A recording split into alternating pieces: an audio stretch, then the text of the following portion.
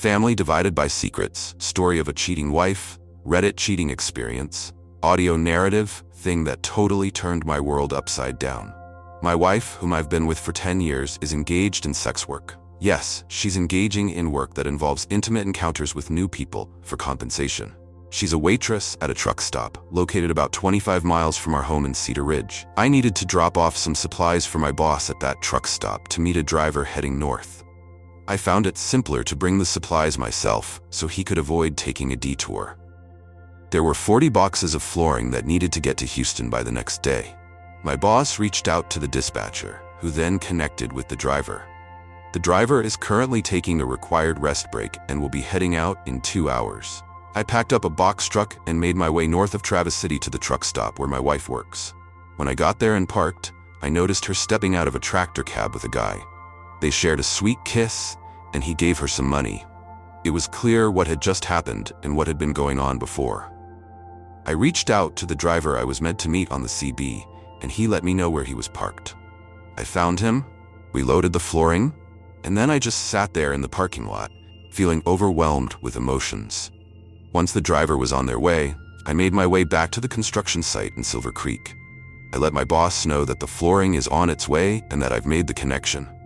He quickly sensed that something wasn't quite right. I wasn't feeling like my usual cheerful self. He invited me into his office and gently closed the door behind us. "I can tell something's not quite right, David," he said. "You left here with a big smile, full of laughter. Your face is quite long, isn't it? I could almost take a ride to the Gulf on it." "What's going on?" "It's personal, Luke," I said, my voice a bit weighed down. "I'm going to work on figuring this out by myself. This is likely the toughest choice I've ever faced. I just want you to know it's not personal, boss. I'm going to figure this out on my own." "Hold on a second," he said, his voice becoming gentler. "Did you have to drop off that load at your wife's workplace? Did you two have a little chat?" "She had no idea I was around, Luke. I saw her, and now I need to figure out what to do next." "Oh wow, buddy. I'm really sorry, David. It seems like she might not have been working when she was meant to be, or perhaps she was engaged in something she shouldn't have been. I can tell by your expression that she was up to something she probably shouldn't have been. How can I assist you, David? I'm a bit uncertain about what you can do. I'm aware that it's important for me to get tested for AIDS and STDs." "Huh? Is Nora 304 hanging out in the parking lot? Is that all there is to it? She's engaging with the drivers that come in, and doing it right in the parking lot. She's not in the driver's rest area upstairs because she'd rather not have her boss find her there. She'll take a little break, head out for a bit, and then return to work." "Oh dear, I'm really sorry, David. I'll make a couple of phone calls, and then I'll swing by to pick you up. How about heading to your truck and taking a little break? It could be nice to unwind for a bit. I'll come find you as soon as I'm done with my call." "Sure thing. And thanks a lot, Luke. You're an amazing boss, but I'm really in a tough spot with the idea of a divorce. I absolutely adore my kids, and I cherished my time with Nora until today, but I'm feeling really empty inside. I'm feeling a bit lost right now, almost like I'm just going through the motions. I'll grab a couple of aspirin and hop in my truck." I stepped out of that office trailer feeling a bit dazed. I made it to my destination, but I can't quite explain how I got there. I'd love to share a bit about my background with you. Hi there. I'm Jake Lawson, 35 years old, standing at 6 feet 1 inch and weighing 185 pounds. I'm fit, and until this afternoon, I was head over heels for my wife, Nora. We have 3 wonderful kids. Emily Lawson, who is 8, Sophia Lawson, who is 5, and our little one, Noah Lawson, who is 5. I really love my kids. My kids. Are they truly my kids? We'll just have to wait and see. Hey there, what a situation my wife has left me with. I'm starting to question whether the kids I care for, nearly as much as I cared for my unfaithful wife, are truly mine. How can that be? I was present for every birth, and I had believed I was there for each conception as well, but now I'm not so certain. Wow, that's quite a thought to have. But after what I saw today, I can't help but wonder if it might actually be true. My wife Nora is 32 years old, stands at 5 feet 6 inches tall, and weighs about 110 pounds. She is absolutely stunning. I really can't figure out why she chose to marry me. I ran into her at the Bluebonnet dance hall. I'm a really skilled welder and a versatile construction expert. I do construction work in and around Travis City, Texas. I picked up welding in high school, then went on to trade school and even spent some time as an apprentice carpenter, swinging a hammer whenever I needed to find work. I ended up taking on a job for Mark Reynolds. He appreciated my can-do attitude and my eagerness to do whatever it takes to get the job done. He really appreciated my welding skills. I was always cheerful and had a smile on my face. Why not give it a try? I had married Nora by that time, and we had just welcomed Charity into our lives. Luke took me under his wing, and I've been working steadily ever since. No more hopping from job to job, wondering when one would end or how long it would take to find the next opportunity. Nora was working at the truck stop when I met her, and she was sharing a place with another waitress, Jessica Monroe. I had my own trailer out in Willow Creek. I got it from a kind old man who was moving into a nursing home. His kids were looking to sell it and were asking for just $3,000 USD since it was about 10 years old. I grabbed it and got comfortable.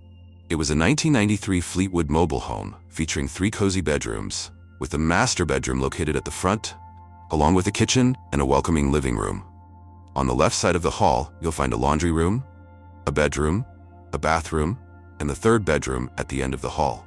I just couldn't resist it since I was spending so much time living out of my truck. I would consider staying at places like the Salvation Army shelter or any available shelter or rooming house. I've never really had a permanent home since I haven't stayed in one place for too long. I found out about this deal from a fellow worker while we were on the job in Taylor. The guy was familiar with the kids and was working to spread the word to help sell the place. The old man had taken great care of the place. The lot rent was around $100 US a month, and utilities added another $150 US a month. I was really excited about having my own place for just $350 US a month, so I decided to go for it. I finally had a home. I spent a Saturday night dancing at the Copeland on down Highway 95 in Copeland, and that's when I met Rachel Summers. It was about 3 months later when I brought her home, and we shared a special moment in my bedroom. That was everything I needed. We tied the knot 6 months later, and then Emily Lawson came into our lives about 10 months after that. Around a year later, Luke discovered me and brought me on board full-time. I was now earning nearly $900 US a week working for Luke, and with Nora's income from her waitressing job, we were doing quite well together.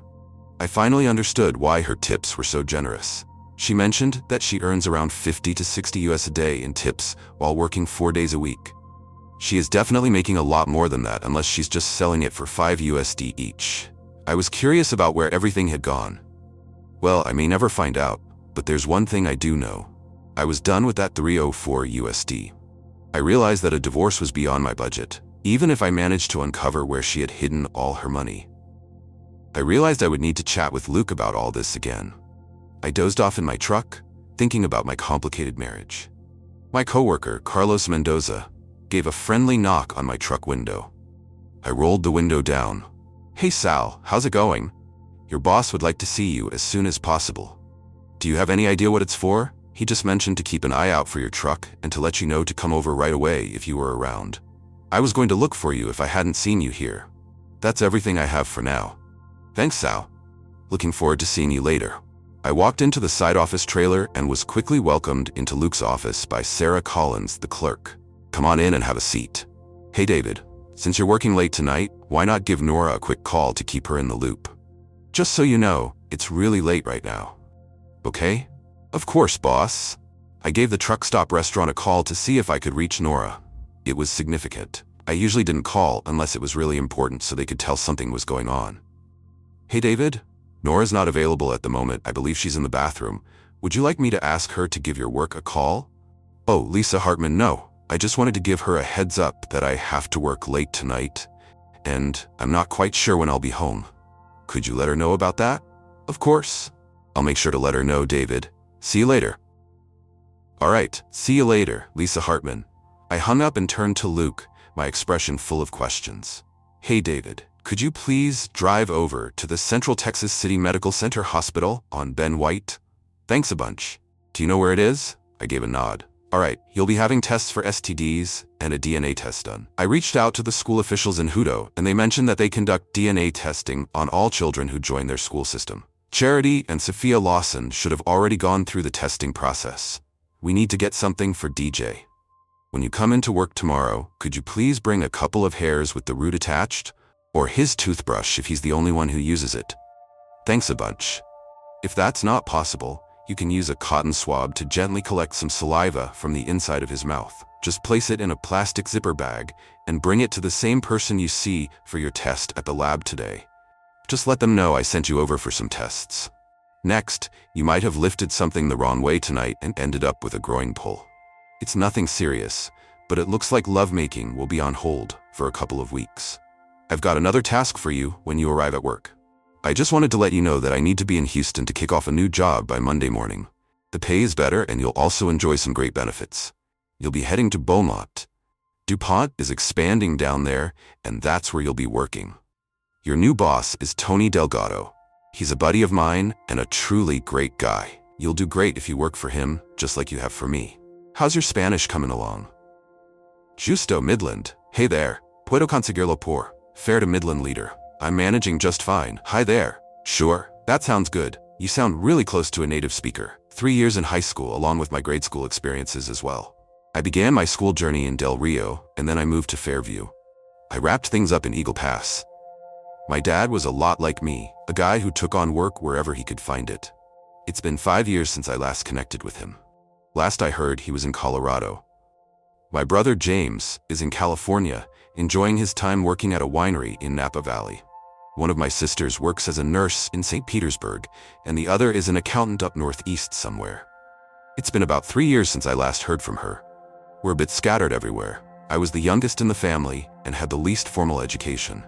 As college approached, I found myself in a bit of a financial pinch, so I decided to attend trade school for a while and picked up welding skills. No regrets here. Of course, I could have earned more, but I truly enjoy what I do. Trust me, David, you are really great at welding and everything else I've asked you to do. If you keep this up, you'll be a site foreman in no time. Oh no, boss, I think you need some formal education for that, and that's just not my thing. I'll just keep doing what I know. Sounds good? Okay, David, just follow my instructions for now and tomorrow, please. I've got all the paperwork ready for you to kick off at DuPont on Monday. I'll keep you posted as soon as we get the test results back. How about you come up here for a weekend, or I can come down there and we can have a nice chat. We'll figure it out when the time is right. Why is that, boss? What made you want to do this for me? I'm just an ordinary person. I'm just a busy little bee. I feel like I'm pretty far down the totem pole, and I might not even catch your attention. I made a bit of a promise to Big Earl not to spill the beans, David. But I just have to share that your dad was the one who got me started in business in Rockport nearly 30 years ago. I believe you all were living in Fairview around that time. So, your dad asked me if I could keep an eye on you kids if anything were to happen to him. Nothing really happened. So I discovered that you were involved with the Sterling job. I came across your name, and I noticed a lot of your father's traits in you when you were mentioned to me. I heard you've been hopping from job to job, just doing your best to stay employed. I had a chat with a few of your previous employers, and they mentioned that you share some wonderful qualities with your dad, being dependable and a hard worker. I always believed I could lend a hand. I sure did. I kept that promise in mind, and that's why, David, I had a little something to settle with Big Earl, and I make it a point to always take care of my obligations. So, just to clarify, your family isn't aware of this conversation, correct? I'm excited to share that I have a new job starting in Houston on Monday. I suppose I should probably get myself a cell phone, right? Hey David, when you head out of town on Friday, why not swing by Radio Shack or Walmart and grab a burner phone? That would be great. You only pay for the minutes you intend to use each month, making it a flexible option. Plus, you can get a 512 area code here, keeping your location private and secure. So you've got some fun places to check out tonight, huh? Absolutely, boss. Looking forward to seeing you in the morning. I headed back to my truck and took care of my errands. I asked for Gary in the lab at the hospital, and a friendly short guy with red hair came out and asked me my name. I shared my driver's license with him, and he kindly asked me to follow him. I was asked to provide a urine sample. Then they took a swab from my cheek and collected 2 vials of blood. He gave me one of their swab things and kindly instructed me to swab the inside of my son's cheek, then place it into a plastic zippered bag and keep it cool. If I had the chance, I would have done it in the morning before I arrived. I said no problem, and then headed out. I spotted a track phone at Walmart for around 10 USD or 15 US, so I decided to swing by there on my way home. I can grab the phone and 120 minutes for under 50 US. I'll check into that on Friday since it's payday for me. I currently have less than 30 USD in my wallet because I needed to fill up on gas on my way home. This was Wednesday, so what I had would need to last me until then. Perhaps I could chat with Nora about borrowing some gas money until Friday. I made it home at 8:30. I felt really tired, and I was quite upset. I experienced a lot of different feelings, but mostly I felt a bit empty inside. I had a great time playing with the kids while they were still awake, and Nora kindly warmed up some leftover mac and cheese for me that the others had for supper. I mentioned to Nora that I had strained something in my groin and needed to visit the doctor for some medication. Gary handed me a pill bottle filled with some pills and mentioned that they were actually sugar pills that resembled Vicodin, just like the label indicated. I kind of hunched over like Gary suggested and just moved slowly. While I was eating, I brought up that there was some discussion about sending a few of us to Houston for a year-long job. It'll be 6 days a week, so the pay should be great. I mentioned that I might need to head over there for work. I honestly didn't want to go that far, but work is work. I think if Nora is holding on to the money, she might just ask me to stick around, and she could lend a hand a bit more for a while. Looks like tonight isn't our night. She was a bit upset at first, but after thinking it over a little more, she mentioned that she believed she could handle it somehow. I wasn't quite sure if I liked her answer. I headed straight to bed after dinner. Nora came in a couple of hours later and cuddled up. I sighed as she walked away, leaving me to myself. I managed to swab DJ's mouth before Nora woke up on Thursday morning. Since today was one of her days off, I mentioned to him that I was checking for proper toothbrushing. He didn't object too loudly, and then I headed off to the hospital and Gary. I inserted the swab stick and got started on my tasks. Luke invited me into the office after lunch, around 1:30 in the afternoon. "Hey David, here's your debit card for your new bank account. This is where most of the extra money will be going. Enjoy. About half of your usual pay will still be deposited into your main checking account, and Nora will keep taking care of the bills from that account, just like she always does. Your remaining pay will be deposited into a bank that has a branch in Beaumont and has issued this card. Have you gotten a phone yet?" "Not yet. I didn't have the funds for one last night. I'll just have to wait until Friday. I spotted an awesome deal at Walmart for 120 minutes for around 40 USD. I'll pick it up on Friday after I head out to Beaumont." "No worries, David. I'd be happy to take care of that for you. Here are the directions to the plant and who you should meet when you arrive. This is a cozy spot for you to stay while you're down there. As far as anyone knows, you're heading to Houston to help me out as a troubleshooter. I've been preparing you for that job over the past year, which is why I've had you take on so many different tasks around here. I just wanted to share how much I appreciate you. Even though you'll be moving on, I'm excited for the experiences you'll gain in the next 2 jobs I've lined up for you. They'll really help you step into a site foreman role wherever I send you next. I always believed in your potential, and it was getting close to the time when I could bring you into that role, but this situation has just sped things up a little for both of us.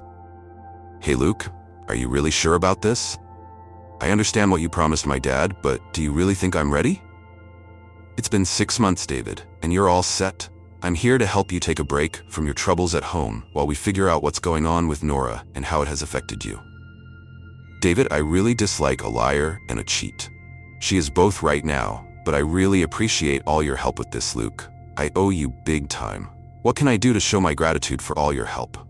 When you find yourself in a position like mine, or even earlier if the opportunity arises, I hope you'll lend a hand to someone who truly deserves a break, just like I'm doing for you. That's what it will take to repay me, just like I'm showing my gratitude to Big Earl for all his support on my journey to where I am today. In a couple of years, I can't wait to see you heading off to school to get the education you'll need to take on my job one day." Wow, you sure have some specific wishes, huh, Luke? Just focus on what you can do, David. Just that. Are we all set? Absolutely, we're doing well. Great. Let's get back to work and shake off that laziness. Absolutely, boss. Great. Could you please go find Ethan Torres for me? I really need him to come in as soon as possible. He's going to be my new Carter. I headed out to look for Ollie. Ollie had a Swedish mom who was 6'4" and 240 pounds, and a Latino dad who was 5'5" and 120 pounds. They fell in love when she helped him out by resetting his arm after he broke it about 30 years ago. Ollie was one of the results. He had 2 sisters and 3 brothers, either at home or studying in different schools. He resembles his mother's side of the family. He stood at 6'5" and weighed 210, with a very dark complexion and black hair. He was easy to notice in our group of mostly shorter guys. Ollie and I were the tallest in our crew of 50. We had quite a few taller subs and subcontractors, but none could match Ollie's height. I saw Ollie and called out to him. "Hey Ollie, Luke would like to see you in the office." "Got it, David. I'll be right there." He wrapped up his chat with a few subs and then made his way down the ladder. "So, David, do you have any idea what this is all about?" "I'm not entirely sure, but it seems like you might have just been promoted to my position. I'm heading to Houston as a troubleshooter." "Hey, congrats, David. You totally deserve it. I'm really happy for you." "Thanks. You should definitely get a move on," he mentioned yesterday, not today. I chuckled as we said our goodbyes. I stopped by the site foreman to check in and see what tasks he had for me today. Nora was a bit upset when I mentioned I'd be heading to Houston on Saturday morning. I promised to give her a call once I arrived, but this job was a great opportunity for us, and we really needed it to make things work. I mentioned that I could reduce my hours and still work here locally if we had more funds available. She got emotional and said goodbye that morning, and I moved on. A month later, I received a phone call from Luke. "Hey David, it's Luke. I just wanted to let you know that I got the results back from all your tests. Great news, no STDs and no AIDS either. That's some good news, but unfortunately the rest isn't great. The kids aren't yours, and there's no chance that you are the father. Nora is definitely the mother, but each child has a different father. I'm really sorry to share this with you. I know how much you care about those kids. At least you're in the loop now. I have some other news that's a bit of a mixed bag. You know, her parents have been looking after the kids. She sent them to her parents and had them transferred to a school nearby. I'm really sorry I had to share such tough news, David, but I thought you should be in the loop." Luke calls again 2 months later. Nora had an encounter with an undercover cop posing as a driver today. She was caught up in a situation involving trade and soliciting. Along with 4 other waitresses, she was brought in during the sting operation, and Lisa Hartman was also involved. Lisa Hartman is the one in charge of everything. They all got caught. So it seems like your worries are behind you now. You can go ahead and get a divorce from Nora without much hassle and at a low cost. Since she's convicted and in prison, the divorce will be granted right away. It's great news, but I have to admit, I really did care for her. She received what was coming to her, but it still feels unsettling. The kids are the ones who will suffer the most. They've lost their father, and now they've lost their mother. It's a bit tough, but that's just how things are sometimes. I guess I can head home now, right? I really need you around more than ever. Ollie decided to take the Houston job. I really had an opportunity for a site foreman there. I could use your company back home with me. I totally understand if you prefer not to return here. It's my home. I own that little place I call home, and I really miss the kids, Luke. Do you think there's a chance I could get them back? There's a possibility. I see you're listed as the father on their birth certificates, so it seems like you could make a case for getting custody back with you being home and working steadily. Is that what you truly want to do, David? I'm not quite sure at the moment, Luke. Give me a couple of days to think it over, and I'll get back to you. Also, I should let Henry know that I'm planning to head back to Travis City. I don't want to leave him hanging. I'll give you a call with my decision in a couple of days.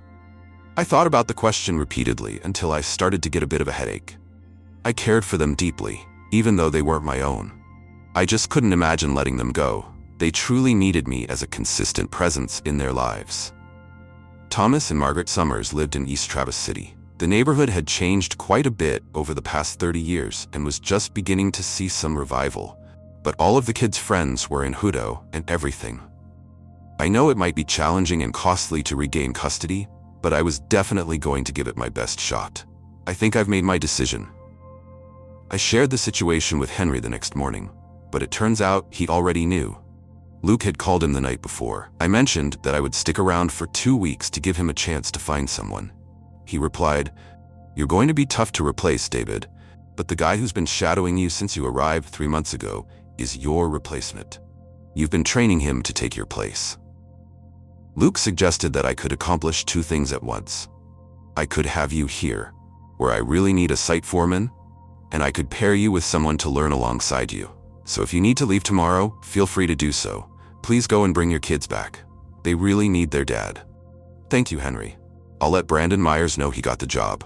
I'll wrap up my day, pack up tonight, and head home tomorrow. You've been such a wonderful boss. Just like Luke, I'm here for you whenever you need. Just let me know if there's anything I can help with. Go for it. I'd love to get some work done for you since I'm here today. Absolutely, boss. I was ready to go, and I felt happier than I had in nearly 4 months. That night, I informed my landlady that I would be packing up and leaving on Friday. I truly dislike leaving you, Mrs. Tuttle, but I've paid until the end of the month and need to depart a week early. I'm sure you won't have any trouble renting the space over your garage.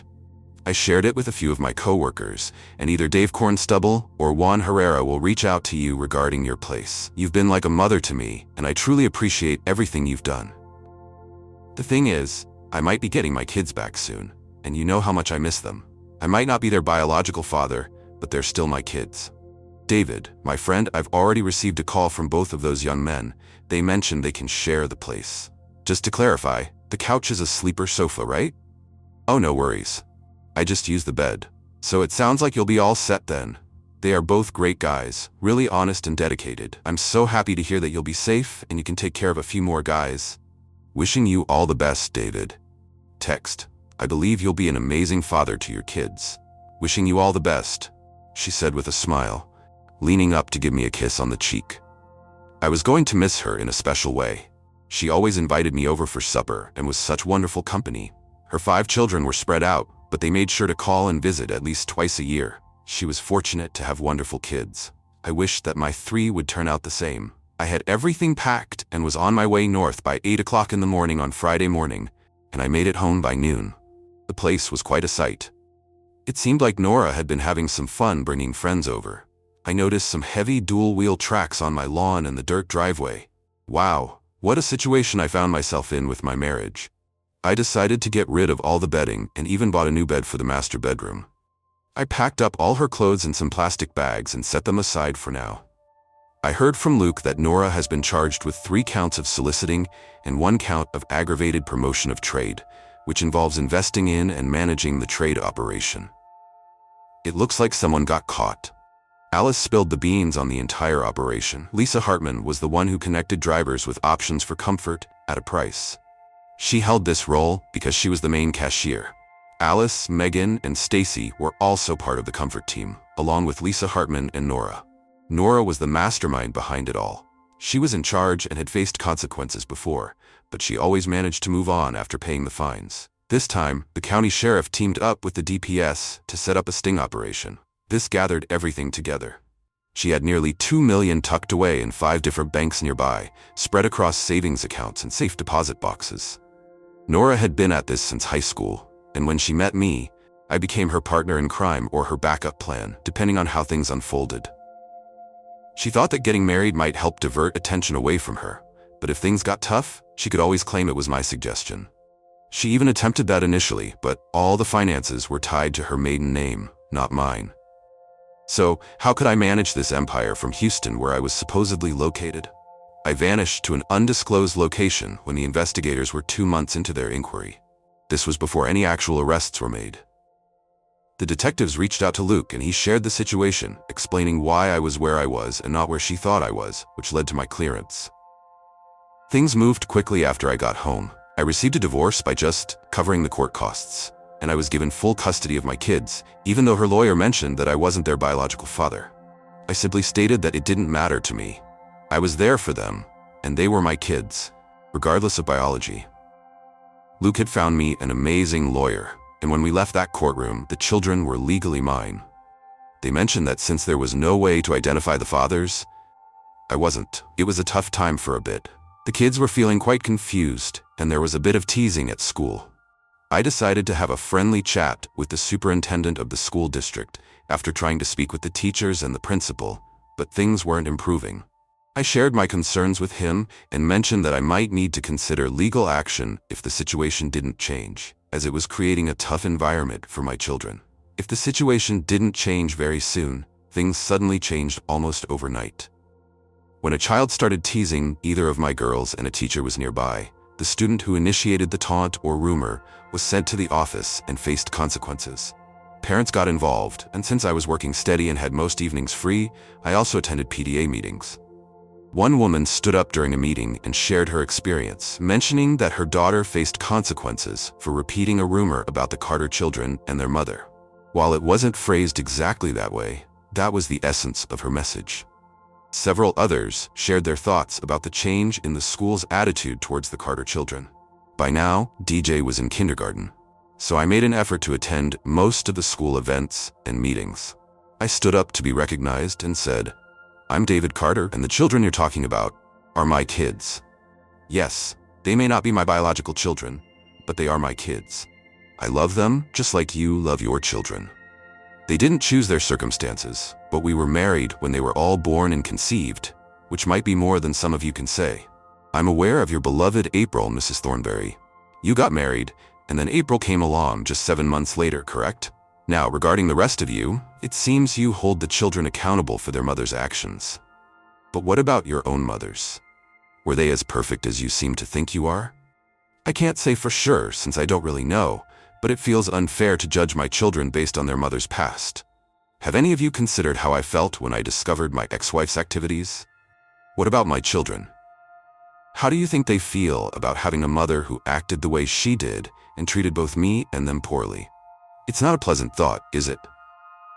I once heard the saying that before you judge someone, you should try to understand their perspective. The truth is, I was misled as well.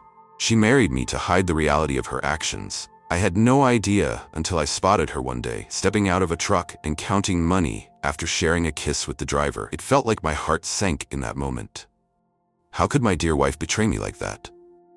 My boss suggested I take some time away to calm down, so I wouldn't do anything rash that could harm my wife or our children. I took a moment to pause as tears blurred my vision, needing a bit of time to find the strength to move forward. When I came back, I discovered that my wife had been arrested in a sting operation that had been going on for nearly 6 months. I was really grappling with the situation I was in. I successfully got a divorce and worked hard to keep my children with me. They are my kids, regardless of who their fathers are. I want to be clear about that. My children have 3 different fathers, and honestly, who knows where they are, but they are my kids. I love them with all my heart. Except for DJ, they know about their mother and that I'm not their real father, but that doesn't seem to matter to them. I'm their dad, and that's just how it is. Hopefully one day I'll meet a wonderful woman who embraces the fact that I have 3 kids and is ready to join the lively adventure we call family. In the meantime, I'm dedicated to raising my children to be honest and hardworking individuals that I will always be proud of. I've been hearing a lot of complaints from my kids, and based on what I heard tonight, I wonder if everyone else can relate. It feels like there's a choice to be made here. Either direct your frustrations at me or at my kids, who didn't choose how they were born. Isn't there a saying about casting stones? It seems like that's happening here. I think I've shared enough for now, and I'll be stepping away until I can be sure this stays private and my children are treated with kindness moving forward. Good evening, everyone. I stepped out of the room to a surprised audience. On my way home, I found myself hoping and praying that I hadn't messed things up once more. If that's the case, perhaps we should consider moving to a place where we could start anew, away from familiar faces. It was nearly 10 when I finally got home. Rose was in my rocker, wearing a rather amusing expression. Rose was a lovely older lady in the trailer park who used to take care of the kids after school when they were young. This was Eleanor Ellie Benson. She was probably close to 70, but she had a wonderful way with the kids. Rose said, "I just got the weirdest phone calls in the last few minutes, David. You went to the PDA meeting tonight, right?" "Yes, Rose, I just got back from there." "Why do you ask?" "Well, I have 4 messages for you. Monica Fletcher, the PDA chairwoman, wanted me to pass along a message to you, Mr. Carter. And then Joanne Mitchell chimed in, saying it's about time someone spoke up." The other 2 were quite similar. What took place there tonight? I settled onto the couch and shared a lot of what happened and what I had mentioned. Rose glanced at me and remarked, "It's about time those self-righteous ladies had someone speak to them about their pretentious ways." I thought you might hear some criticism after Laura Simmons's call, but it's great to see 4 positive results so far. Congratulations, David. You might have just opened some minds out there tonight. Could you please walk me home? I'm not as mobile as I used to be. It would be my pleasure to walk you home, Rose. I made sure she got home safely and was all locked up tight. I walked home and thought about how I should do something nice for Rose. She never asked for money for sitting with the kids, even back when they were younger. I realized she was getting older and having a bit of trouble getting around outside the trailer. She had a home quite like mine, but I believe it was a Champion mobile home. She had 4 steps leading up to her deck. I'm thinking about building a ramp with a railing for her and maybe looking for an affordable scooter or power chair. I might check in with some of my crew to see if they'd like to lend a hand. The deck is in great shape since a few of us built it for her a couple of years back. I'll have to see what I can dig up. That all took place 4 years ago. Nora received a 7-year sentence, while Lisa Hartman was released after 2. The others had their cases dismissed with time served. Right now, I'm focusing on Charity. She really needs a motherly influence, and I think I might have found someone who could be a good fit, but we're taking our time. My first marriage was quite challenging, and I spent a couple of years just pouring my love into my kids, showing them that I truly care and that I fought for them, even though I'm not their biological dad. I believe Charity is the one who truly understood the efforts I made to keep our family together, and the love I had for them that motivated me to fight for us. They enjoyed spending time with their grandparents, but living with them all the time wasn't what they wanted. Rose Nyland was wonderful, but Charity and Sophia Lawson would soon benefit from having a younger woman to talk to about the changes they were experiencing in their bodies and other related topics. I did my best to answer the kids' questions, but there were a few topics I wasn't quite ready to dive into, and periods were definitely one of them. That's why I began my search for a new mother for my kids about a year ago. That's when I met Olivia Carter. I met her at a fun country dance spot in Georgetown called Lone Star Dance Hall. It's like having 6 nightclubs all in one place, and you only pay 1 admission price. Each club has its own unique venue and theme, making it a great experience. I'm really into country music, two-step, line dancing, and waltzing, so I often spend my time at the Denim and Diamonds Club. Clara and I just started dancing together, and we got to know each other better, which was really nice. After our 10th date, I shared my past with her and mentioned that I'm genuinely looking for a wife and mother for my kids. I shared with Clara about my kids on our 2nd date, and she was really open about it, which encouraged me to keep getting to know her. I invited her to a family date and picnic lunch at Old Settlers during the All-British Car Show, and we had such a wonderful time together. The kids adored her, and I did too. Luke and I decided to hire a private investigator to look into Clara. I made it clear to the investigator that he needed to be discreet, as I would definitely lose her if she found out. Luke mentioned he had the perfect person in mind from Falcon Investigations. After 3 weeks of searching, the report came back that she was clean and everything she claimed to be. I happily paid the guy, and that's when I asked her the big question, and she said yes, we are set to get married in 2 weeks' time. Am I happy? Absolutely. I'm happier than I've ever been in my life. I have 3 wonderful kids and a fantastic woman who will soon be my wife. I've been working on a lovely college fund for the kids' future, and I believe I've finally found someone special to share my life with. Oh, and I'm also Luke's troubleshooter and site foreman when the need arises. I even have an associate's degree to show for it. I'm just a few hours away from completing my bachelor's degree in construction engineering. Life is going really well right now. It's even better than before. We'd love to hear your thoughts in the comments below, and remember to like, share, and subscribe.